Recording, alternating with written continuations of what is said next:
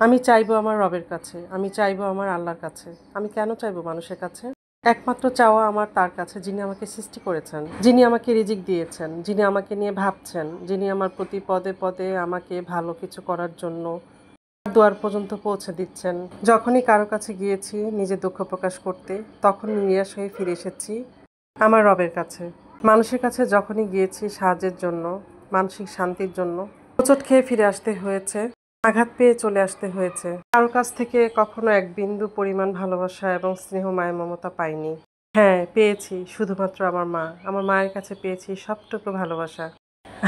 আর ডানে বামে যাদেরকে দেখছেন, সবটুকুই অভিনয়, সবটুকুই ছেলেখেলা। কিছুটা ঘুমন্ত মানুষের মতো ঘুমিয়ে থাকলে সবাই আছে, সবকিছুই স্বপ্ন নিজের মতো তৈরি করা।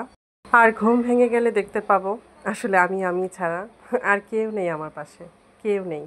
আজ হঠাৎ করে কেন যেন মনটা খুব বিষণ্ণতায় ভরে গেছে, সবকিছু কেন যেন পিছনের দিকে টেনে নিয়ে যাচ্ছে। কখনো কখনো মাঝে মাঝে মনে হয় আমার সবাই আছে, সবাই আমাকে ভালোবাসে। আবার কখনো কখনো মনে হয় আমি ছাড়া আমার কেউ নেই।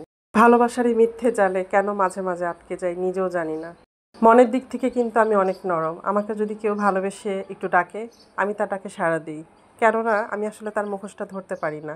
কষ্ট লাগে তখনই যখন দেখি এত মানুষের ভিড়ে, এত কাছের মানুষের ভিড়ে আমার আপন বলতে বলার মতো কেউ নেই, দেখার মতো কেউ নেই। আঘাত পেয়েছি শুধুমাত্র আপন মানুষদের কাছ থেকে, আঘাত পেয়েছি শুধুমাত্র নিজের মানুষদের কাছ থেকে। তবুও ভুলে গিয়ে, সবটুকু ভুলে গিয়ে সেই সমস্ত মানুষকে আবার কাছে টেনে নিই। ভাবি দিন শেষে তো ওরাই তো সব কিছু, তাই না? কিন্তু আসলে আমি ভুলে যাই কোনটা মুখ আর কোনটা মুখোশ। মুখ আর মুখোশের ভিতরে আসলে আমি কনফিউজড হয়ে যাই। আমাকে আসলে আমি কিসের মধ্যে আছি? কে ভালোবাসে আমাকে? আমার পরিবার, নাকি তার পরিবার, নাকি আমার নিজের পরিবার? কেউ না, কেউ না। সবাই আমাকে ব্যবহার করে নিজের প্রয়োজনের কারণে। তাই তো আমি শুধু আল্লাহর দিকে ছুটে যাই, কারণ আল্লাহ ছাড়া আমাকে আসলে দেখার মতো কেউ নাই। আমাকে না, সবাইকে। আল্লাহ সবার প্রতি দয়াশীল, পরম করুণাময় আল্লাহ।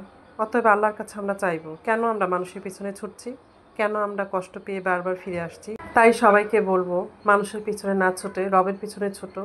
রবকে ভালোবাসো, দেখবে আমাদের রব আমাদেরকে মনে প্রাণে খুশি করবে, যা থেকে আমরা মানসিক শান্তি পাবো। আর এই মানসিক শান্তি একমাত্র আল্লাহ ছাড়া আমাদেরকে কেউ দিতে পারবে না, কেউ না। সবাইকে পবিত্র জুমা মুবারকের অনেক অনেক শুভেচ্ছা।